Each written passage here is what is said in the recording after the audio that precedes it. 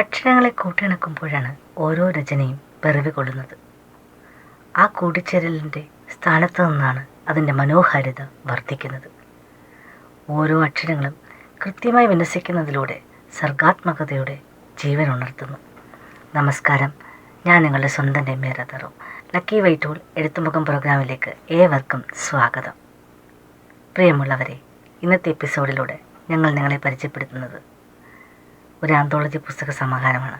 പുസ്തകത്തിൻ്റെ പേര് സാഹിതി. ഇതിനു മുമ്പുള്ളൊരു വീഡിയോയിൽ ഞാൻ മറ്റൊരു ആന്തോളജി സമാഹാരം പരിചയപ്പെടുത്തിയിട്ടുണ്ടായിരുന്നു, വോൾഗ. അന്ന് ഞാൻ ആന്തോളജിയെപ്പറ്റിയും ആന്തോളജി പുസ്തക സമാഹാരത്തെപ്പറ്റിയും നല്ലൊരു വിശദീകരണം തന്നിട്ടുണ്ടായിരുന്നു. ആ വീഡിയോ കാണാത്തവർക്കായിട്ട് ഒരു 2 വരി ഞാൻ ഇന്ന് പറയാം. കേരള കഫേ പോലുള്ളൊരു സിനിമ നമുക്ക് സുപരിചിതമാണ്.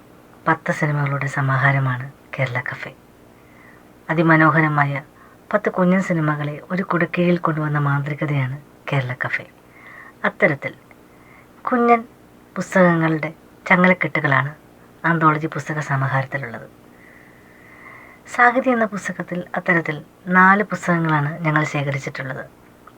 ഇന്നത്തെ എപ്പിസോഡിൽ ഞാൻ നിങ്ങളെ പരിചയപ്പെടുത്തുന്നത് 20 കവിതകളടങ്ങിയ ഇലകൾ എന്ന പുസ്തകം രചിച്ച പൂക്കളം എന്ന പുസ്തകത്തിലൂടെ ആന്തോളജി വിഭാഗത്തിൽ ഏഷ്യ ബുക്ക് ഓഫ് റെക്കോർഡും, ലവ് ലെറ്റേഴ്സ് എന്ന പുസ്തകത്തിലൂടെ ആന്തോളജി വിഭാഗത്തിൽ ഇൻ്റർനാഷണൽ ബുക്ക് ഓഫ് റെക്കോർഡും കരസ്ഥമാക്കിയ എഴുത്തുകാരി ശ്രീമതി രതി ദേവി സിയാണ്. പോകാം വീഡിയോയിലേക്ക്. കൈരളി. കേരളമേ കേരളമേ കേരളമേ, കോടി കോടി പുണ്യമുള്ള കേരള നാടേ, കേരവൃക്ഷക്കൂട്ടമുള്ള കേളിയേറും കലകളുള്ള കുളിരുകോരും പുഴകളുള്ള കേദാര ഭംഗിയുള്ള കേരള നാടേ. പ്രിയ സുഹൃത്തുക്കളെ, ഞാൻ രതി ദേവി. ഞാൻ സർക്കാർ ജോലിയിൽ നിന്ന് റിട്ടയർ ചെയ്തിട്ട് 6 വർഷം കഴിഞ്ഞു. ഇപ്പോൾ കൂടുതലായി കിട്ടിയ ഈ ഇടവേളകളിൽ ഞാൻ വായനയോടൊപ്പം തന്നെ ചില കവിതാ വരികളും കൂടി രചിക്കുന്നുണ്ട്. ആദ്യമായിട്ട് എൻ്റെ കവിതാ വരികൾക്ക് പ്രോത്സാഹനം തന്നത് എൻ്റെ സ്കൂൾ സഹപാഠികളാണ്. ആ ആത്മവിശ്വാസത്തിൽ ഞാൻ വീണ്ടും കുറേ കവിതകൾ എഴുതുകയും അത് പല പുസ്തകങ്ങളിലായിട്ട് അച്ചടിച്ചു വരികയും ചെയ്തു.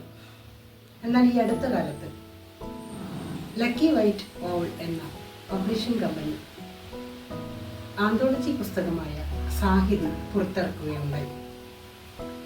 അതിൽ 4 കവിതാ സമാഹാരങ്ങളിൽ ഒന്ന് ഇല എന്ന പേരുള്ള എൻ്റെ കവിതാ സമാഹാരമാണ്. അതിൽ 30ഓളം കവിതകൾ ഞാൻ രചിച്ചിട്ടുണ്ട്. എൻ്റെ ജീവിതയാത്രയിലെ അനുഭവങ്ങളും പ്രകൃതിയിൽ കണ്ട സുന്ദര കാഴ്ചകളും സമൂഹത്തിലെ ചില വെല്ലുവിളികളും പരസ്പരം കോർത്തിണക്കിക്കൊണ്ടുള്ള വരികളാണത്. ആ വരികൾ വായനക്കാരിൽ ചിലർക്കെങ്കിലും ചലനാത്മകമായ ഭാവം ഉണ്ടാക്കുമെന്ന വിശ്വാസത്തിൽ ഞാൻ നിങ്ങൾക്കായി എൻ്റെ സാഹിത്യം സമർപ്പിക്കുന്നു. ഒപ്പം ഇതിൻ്റെ പിന്നിൽ പരിശ്രമിച്ച രശ്മിക്കും രമ്യയ്ക്കും എൻ്റെ നന്ദി കൂടി അറിയിക്കുന്നു.